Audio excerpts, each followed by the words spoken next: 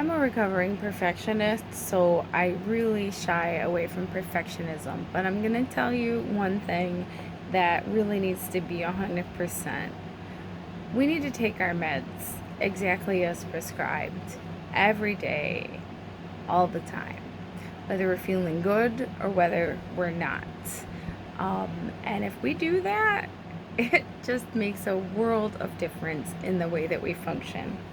So, I just also, if this is your first time tuning in, my name is Rosemary. I am a woman with bipolar disorder, and I have learned a lot of tips, and I have kind of a toolkit I've been building.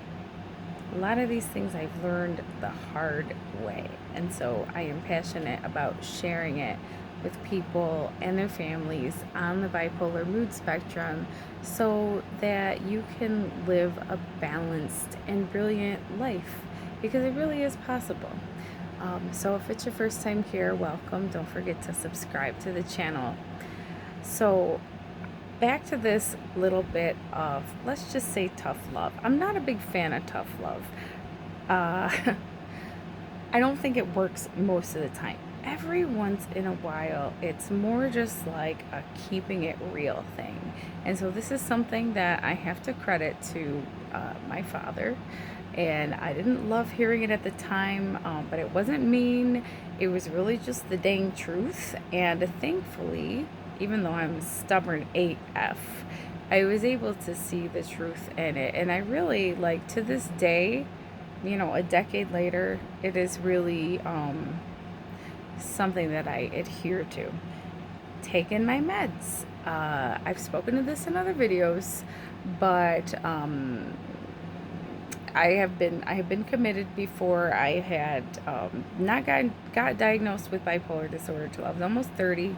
So I went a lot of my life like just kind of, I'm not going to say I was ever regular or normal, but not experiencing the extremes of mood that I did, that finally brought me to getting diagnosed with bipolar disorder. And so, there was some kind of like lack of acceptance probably on my part, as well as people that knew me for a really long time. You can't be bipolar, no way. So hearing that stuff after a while, and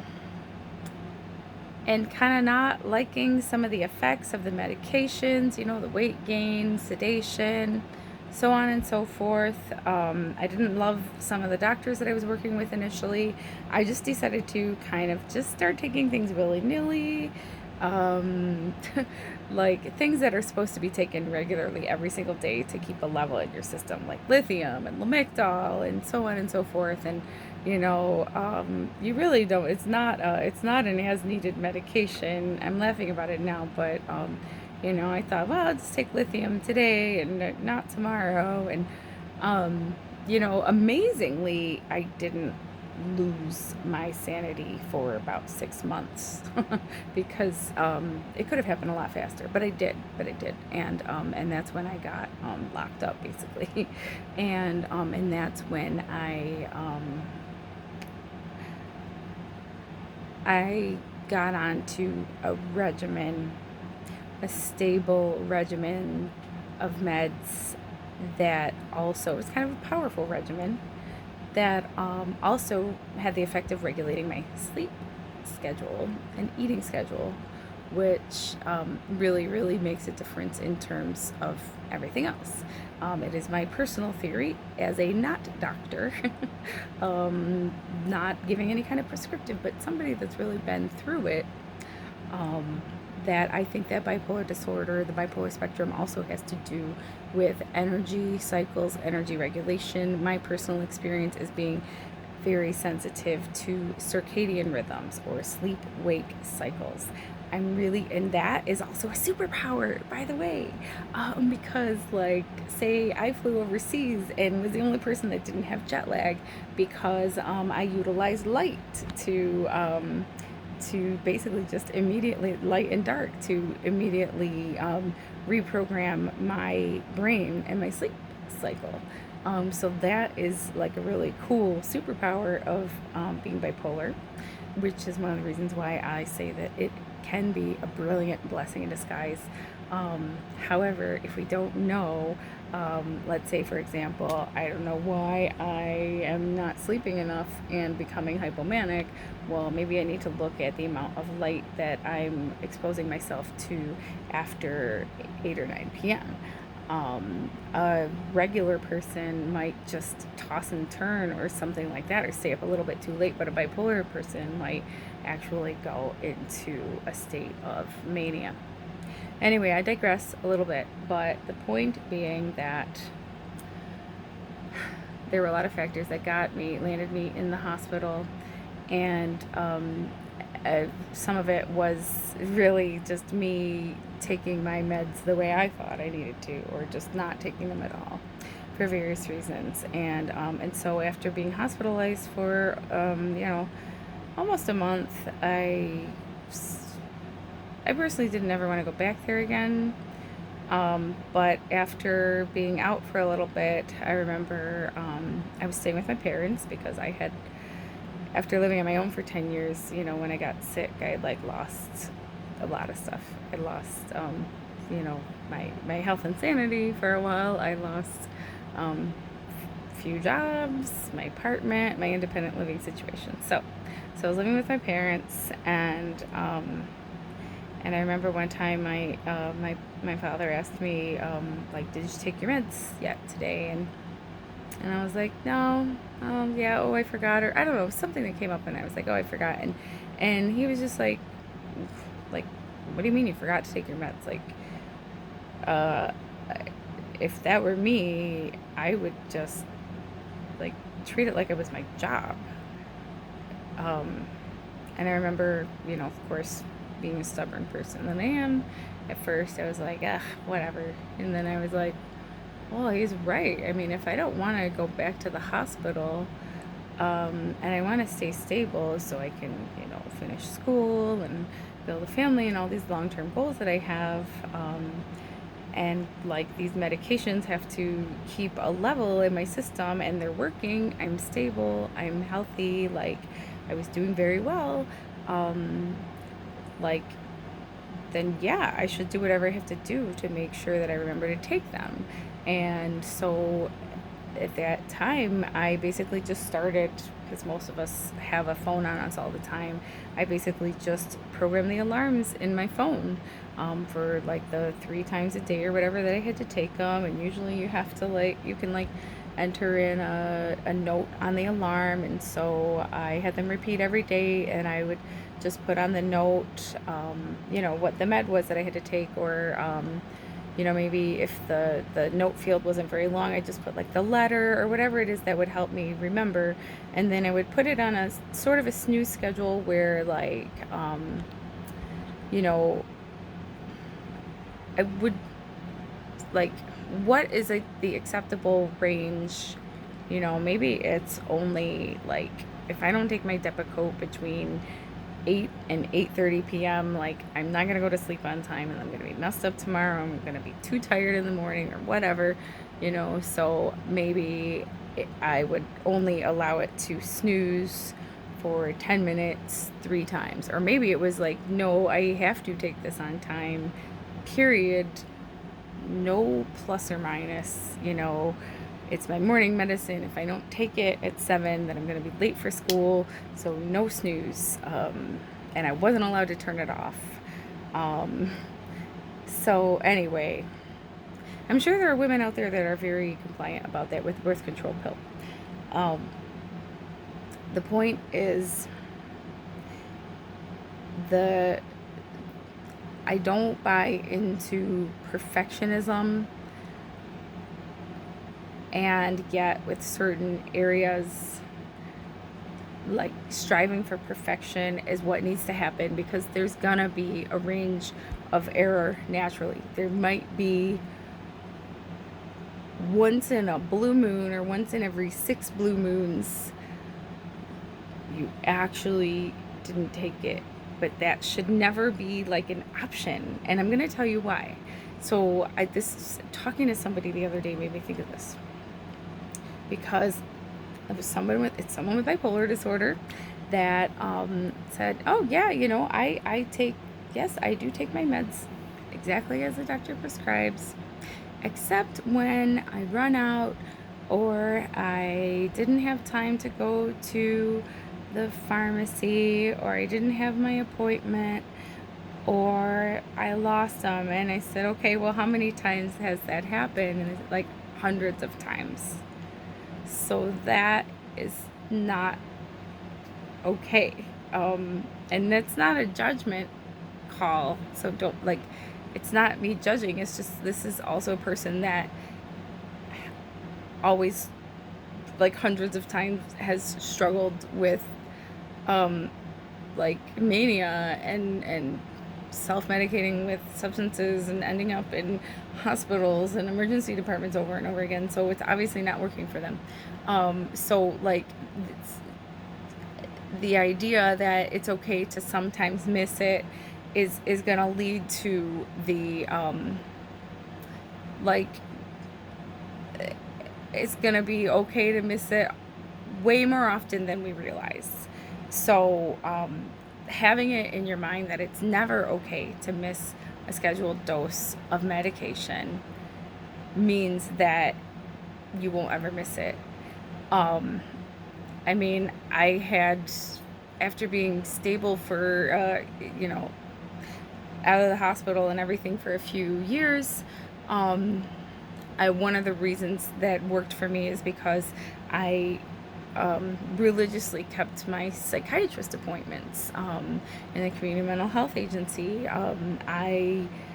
Because of the medications that I was prescribed, I had to go every 4 to 6 weeks, which I thought that was really good because, I don't know, just having something like bipolar disorder, I don't personally think it's right for us to only go like every 3 months to a psychiatrist. I mean, a lot can happen with our mood in 3 months. That's just my opinion. But I think probably 6 to 8 weeks is the most. I honestly think in a dozen years, the longest I've been without going to a psychiatrist is 2 or 3 months, maybe. And I was like, wait, what? You don't want me to, okay, blah, blah. So, but like those appointments were, I probably rescheduled maybe 3 psychiatrist appointments in the last dozen years. Like, I have an appointment with my psychiatrist, I'm going. No joke. So I've been late to plenty of them. But I've never missed them. And I never missed getting my medications refilled on time. Not never. There was a time that was, I don't know, it was probably 7 years ago or something, that I was very, very busy with school, the end of the semester. It was really stressed. I was also self-medicating with a lot of weed and alcohol, which didn't work as well as I hoped it was, or told myself it was. So I was also taking, like venlafaxine, like Effexor, or some kind of antidepressant, SNRI, something like that, like for depression and ADHD. And those are something that you really don't want to run out. SSRI, oh me, oh my. And so I ran out, and I was so busy. Like, first of all, I don't ever like to completely 100% run out. Like, I will make sure I go to the pharmacy as soon as it's available to refill.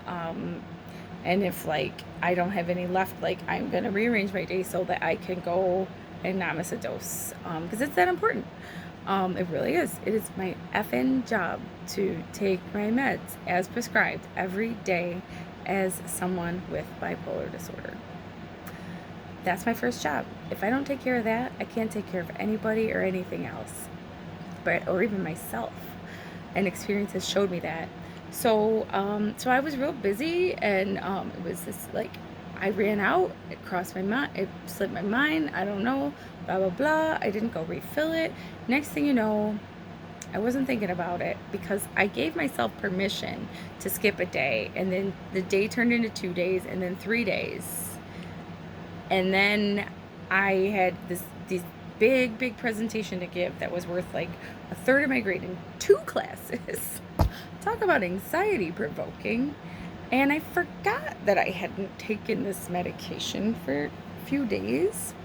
And I was feeling super anxious, and I don't even think at the time my ADHD was very well managed, and I thought I was gonna smoke some cannabis to try to deal with my anxiety. Well, if anybody has done that, you know that it's a crapshoot. I guess that's probably different with like the CBD products out nowadays, but this wasn't that. This was just me having some herb, and it didn't. It had the opposite effect. It just, the THC completely threw my anxiety through the roof, and I had the biggest anxiety attack probably that I've ever had. Could not leave the house. Could not bring myself to leave the house. My whole body was in pain. I was dizzy. Like, I felt queasy. I just had all these weird physiological symptoms. Super anxious. I didn't know what to do. I was paralyzed.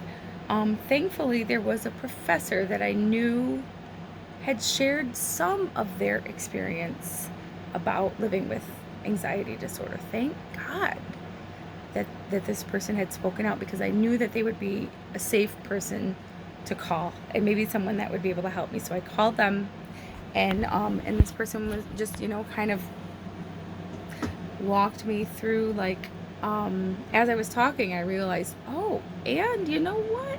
I did run out of this medicine 4 days ago. Oh my goodness, that could be related to this. And because as I learned not that long ago, serotonin does have plays into anxiety.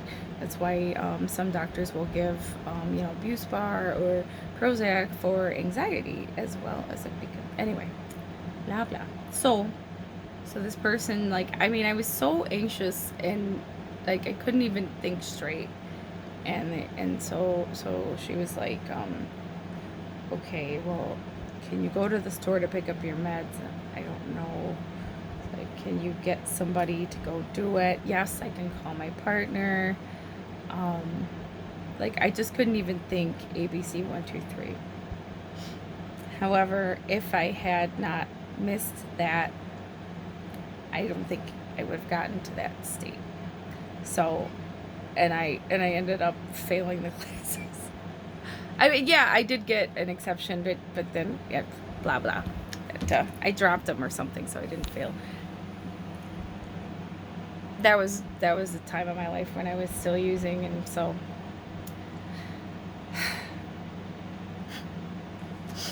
also not using the substances that are not prescribed. Like, not self-medicating with weed or whatever you might think is appropriate, alcohol, pain meds, random pills, stimulants, whatever. Like, do not recommend. 0 out of 10. So 100% taking the medications as prescribed, because every once in a blue moon there might be a failure. So think of it like the 6 Sigma standard, which basically means it's 6 standard deviations. It's basically like there's an extremely small margin of error, like 3.4 errors per 1 million opportunities. That's what we're going to strive for. It's like 99.99999% compliance. And 0% do not recommend taking things that are not prescribed, drugs that are not prescribed. When I was hospitalized and the other instances that I had of mood instability, they were directly related to that. And I just 100% got derailed from my train of thought. But that's okay, because this video has gone on long enough as it is, because this could literally be like a 20-second video that says our job as persons with bipolar disorder is to take our meds 100% in compliance as prescribed every day. Period. End of story. Now, you might be asking, but what if I have side effects I don't like? What if this or that or the other thing? Well, that's going to have to be for another video, but the short version is speak openly with your doctor. Go see them. Keep your appointments. Always. Go see them. The sooner and more often you can, better.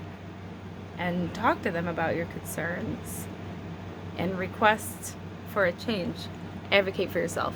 So again, I will make another video about that, especially if you would really like to see that. Then make a comment below so that I know to do that one sooner rather than whenever I damn feel like it.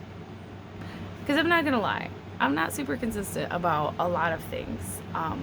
Yeah, like doing laundry or dishes, or posting a YouTube video on the same day of the week, every week.